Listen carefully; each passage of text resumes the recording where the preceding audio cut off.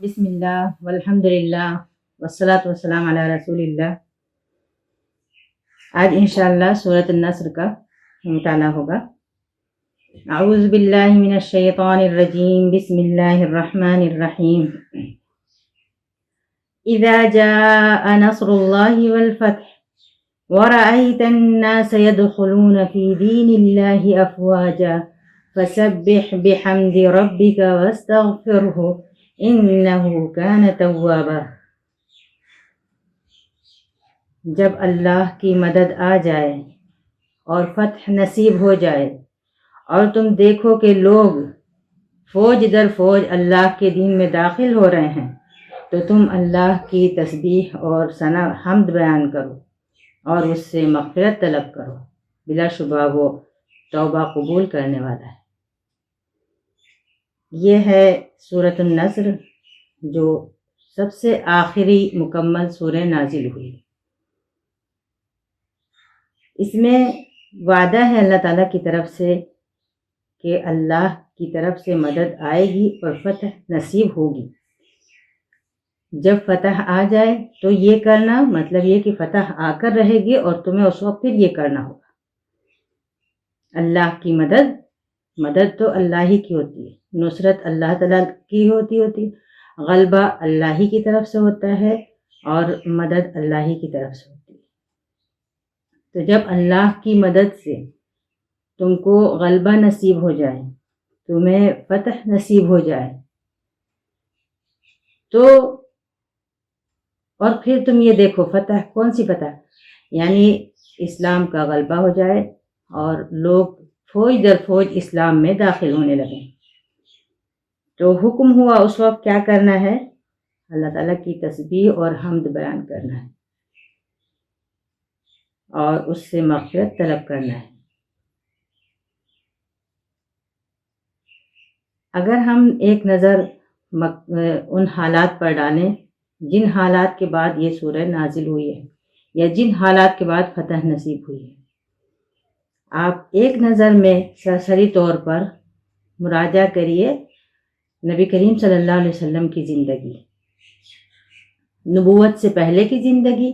جب آپ صلی اللہ علیہ وسلم مکہ والوں کی آنکھ کا تارا تھے، سب محبت کرتے تھے، احترام کرتے تھے، صادق اور امین کہتے تھے، سچا اور امانت دار مانتے تھے۔ اس کے بعد پھر اللہ تعالیٰ نے آپ کو نبی بنایا اور لوگ مخالفت پر اتر آئے۔ وہی لوگ جو صادق اور امین کہتے تھے وہ دشمن ہو گئے، جھوٹا اور جادوگر کہنے لگے، اور اس کے بعد پھر جو تکلیفیں اٹھائیں اور اپنا گھر بار دیار چھوڑ کر آپ کو وہاں مکہ سے نکلنا پڑا، اور پھر آپ صلی اللہ علیہ وسلم مدینے میں بسے اور پے در پہ جو جنگیں ہوئیں، یہ ساری چیزیں ذہن میں رہیں۔ اور اس کے بعد پھر جب آپ صلی اللہ علیہ وسلم مکہ فتح کرنے کے لیے داخل ہوئے، کسی بھی قوم میں کہیں بھی اگر ایسا ہوتا کہ اتنے ظلم و ستم اور اتنی دشمنی اور اتنی مخالفت کے بعد اگر فتح نصیب ہوتی تو وہ سپہ سالار اس کا رویہ کیا ہوتا؟ غرور کا، تکبر کا، سرکشی کا، بدلہ لینے والا۔ لیکن آپ صلی اللہ علیہ وسلم جب مکہ میں داخل ہوئے تو اس احساس سے کہ یہ فتح اللہ تعالیٰ کی طرف سے ہوئی ہے اور اس کا شکر ہے کہ اس نے اس مہم کے لیے، اس مدد کے لیے، اس کارنامے کے لیے، اس عظیم غلبے کے لیے اس کا شکر ہے کہ اس نے ہمارے ذریعے یہ کام کرایا۔ اور احساس شکر سے، احساس تشکر سے آپ صلی اللہ علیہ وسلم کی گردن جھکی جا رہی تھی۔ آپ اکڑ کر داخل نہیں ہوئے مکہ میں، روایتوں میں آتا ہے کہ آپ کی گردن ایسا جھکی جا رہی تھی گویا سر اونٹ کی کوہان سے چھوا جائے گا، اس طرح سے آپ مکہ میں داخل ہوئے، اور اس کے بعد پھر فوج در فوج لوگ اسلام میں داخل ہونے لگے۔ تو یہ جب اسلام کا جو نظریہ ہے وہ دوسری وہ اس حساب سے بہت مختلف ہے کہ ہمارے اندر کسی قسم کا غرور اور تکبر نہ آئے، کسی قسم کی نخوت نہ آئے،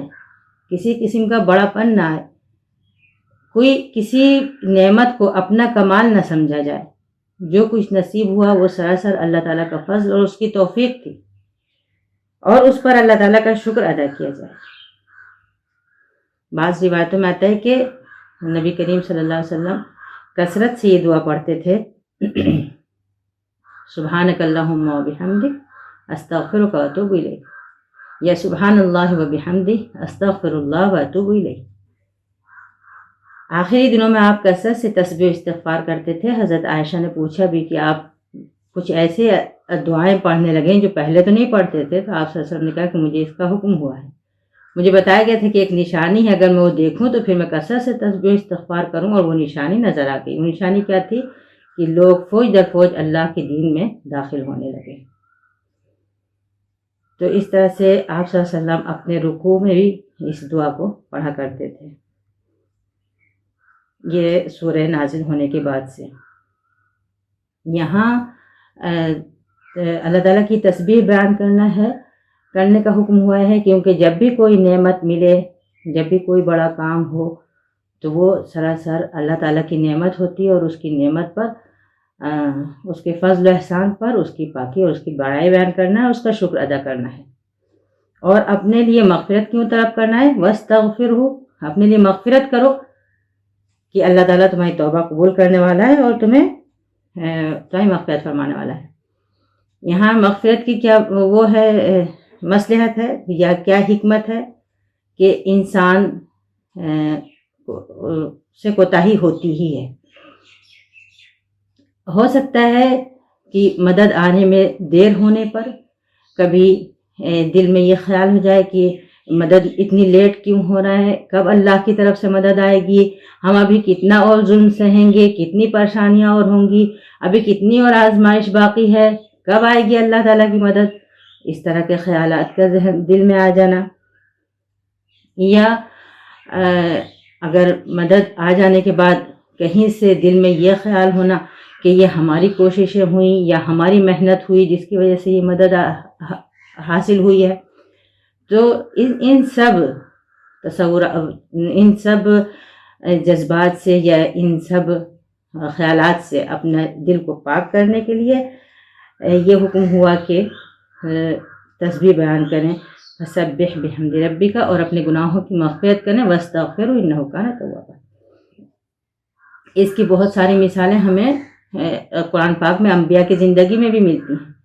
کہ جب کوئی نعمت حاصل ہوتی تھی تو فوراً اللہ تعالیٰ سے دعا مانگی جاتی تھی اور مغفرت کی جاتی تھی کہ کہیں دل میں یہ خیال نہ آ جائے کہ یہ ہمارا کمال ہے، یا جو بے صبری ہوئی ہو اس دوران، یا جلد بازی ہوئی ہو، یا اللہ تعالیٰ کی رحمت سے مایوسی کا کوئی خیال دل میں آیا ہو، تو وہ ساری چیزیں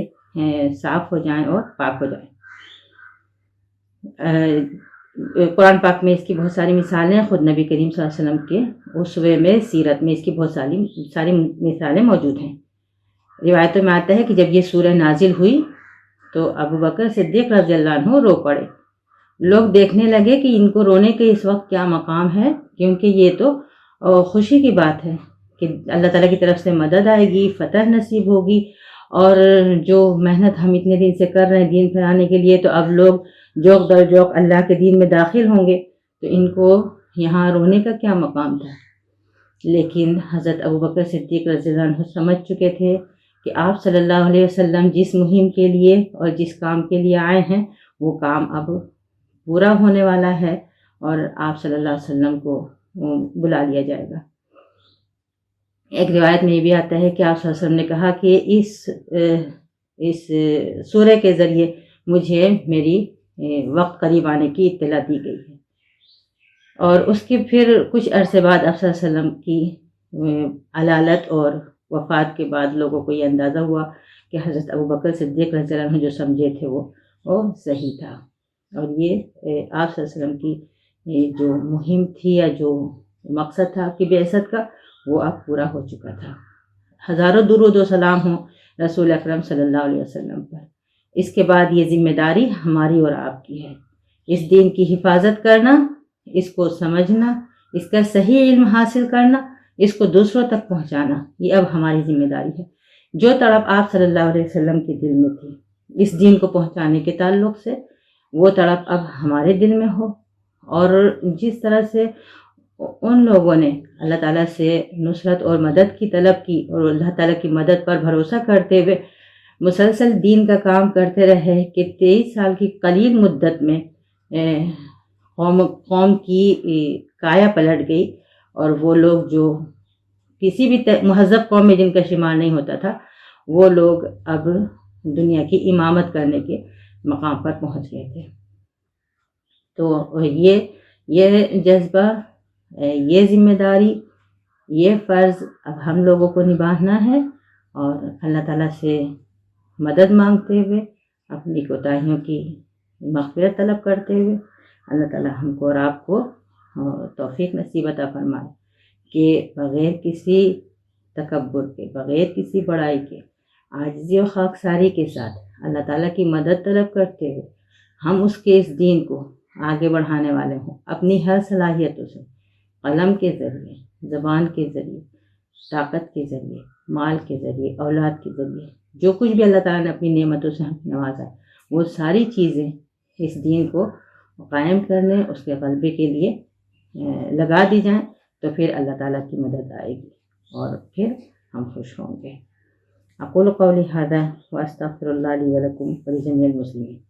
اللہم اغفر لنا ولوالدینا ولمن لهم حق علینا وللسامعین، وصلی اللہ علی نبینا محمد وآلہ وصحبہ اجمعین۔